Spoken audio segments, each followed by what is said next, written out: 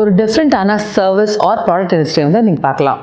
Cotton box manufacturing இதில் வந்து ஒரு உண்மை இருக்குங்க. அதாவது ஃபேக்ட்ரி வச்சுருப்பாங்க, மிஷின் வச்சுருப்பாங்க, கெப்பாசிட்டி வச்சுருப்பாங்க. ஆனால் ஆர்டர்ஸ் வந்து இருக்காது. இதுக்கு ஒரு கன்சிஸ்டண்ட்டான சிஸ்டம் இல்லைன்னு வச்சுக்கோங்களேன், கண்டிப்பாக வந்து சேல்ஸ் வராது. ஒரு மேனுஃபேக்சரர் வந்து என்கிட்ட சொன்னாருங்க. அதாவது நான் மிஷினரி அப்கிரேட் பண்ணிட்டேன், என்கிட்ட வந்து நிறைய லேட்டஸ்ட் டெக்னாலஜி இருக்குது, ஆனால் ஆர்டர்ஸ் பார்த்தீங்கன்னா எனக்கு கன்சிஸ்டண்ட்டாக இல்லைன்னு சொல்லிட்டு. ஏன் தெரியுமா? அதாவது மேனுஃபேக்சரிங் இண்டஸ்ட்ரியில் இருக்கிறவங்க எல்லாருமே என்ன பண்ணுவாங்கன்னா, ஒரு ப்ரொடக்ஷன் மைண்ட் செட்டில் இருப்பாங்க. அன்னைக்கு ஆர்டர்ஸ், அப்போதைக்கு இருக்கிற பைப்லைன் இதை மட்டும் தான் பார்ப்பாங்க. ஆனால் நியூ சேல்ஸ் வந்து நம்ம பார்க்கணும்னு வச்சுக்கோங்களேன், கண்டிப்பாக வந்து லாங் டேர்மில் வந்து சேல்ஸ் அஃபெக்ட் ஆகும். ப்ரொடக்ஷன் இண்டஸ்ட்ரி பொறுத்த வரைக்கும் ஃபஸ்ட்டு அண்ட் மோஸ்ட் இம்பார்ட்டன்ட் பார்த்தீங்கன்னா விசிபிலிட்டி அண்ட் அவுட்ரீச். இப்போ விசிபிலிட்டி பற்றி பார்க்கலாம். அதாவது நீங்கள் ஒரு பயங்கரமான ஒரு ஃபேக்ட்ரி செட்டப் வச்சுருக்கீங்க, ஒரு மேனுஃபேக்சரிங் ஃபெசிலிட்டி வச்சுருக்கீங்க. இதை வந்து வீடியோ, ஃபோட்டோஸ் இதன் மூலமாக கூகுளில், வெப்சைட்டில், உங்களோட சோஷியல் சேனல்ஸில் நீங்கள் எவ்வளோ எஸ்டாப்ளிஷ்டாக இருக்கீங்க அப்படிங்கிறத நீங்கள் வந்து ப்ரொஜெக்ட் பண்ணி காமிக்கணும்.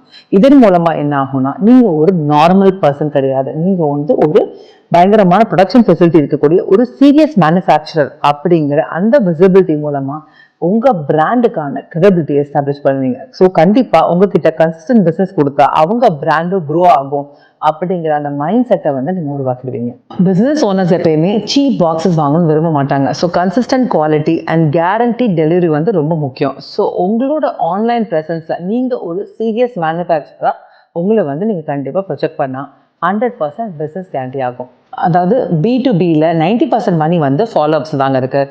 கோல்டு கால் பண்ணுங்கள், industries, apparel manufacturers, food manufacturers, இல்லைனா வந்து ஃபார்மா இண்டஸ்ட்ரி, இதெல்லாம் வந்து டெய்லி கன்சப்ஷன் இண்டஸ்ட்ரிங்க.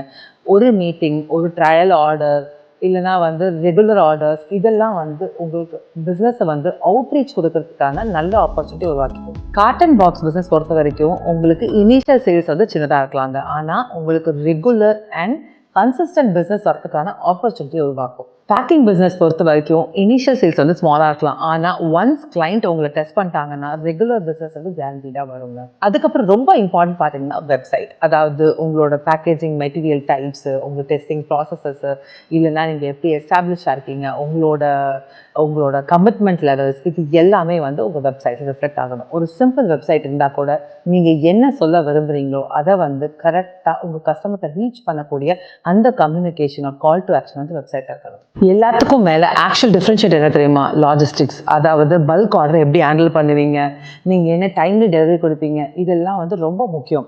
நீங்கள் ஆன் டைம் டெலிவரியை கன்சிஸ்டண்ட்டாக மெயின்டைன் பண்ணால் மட்டும் போதும், நீங்கள் வந்து டெஃபினட்டாக அந்த கஸ்டமர் ரீட்டைன் பண்ணிக்க முடியும்.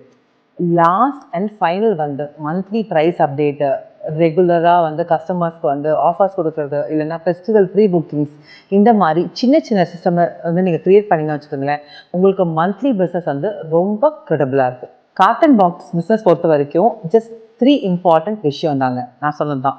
விசிபிலிட்டி, அவுட்ரீச், கன்சிஸ்டன்சி, இது மட்டுமே போதுங்க உங்களுக்கு ரெகுலர் பிஸ்னஸ் கொடுக்கறதுக்கு.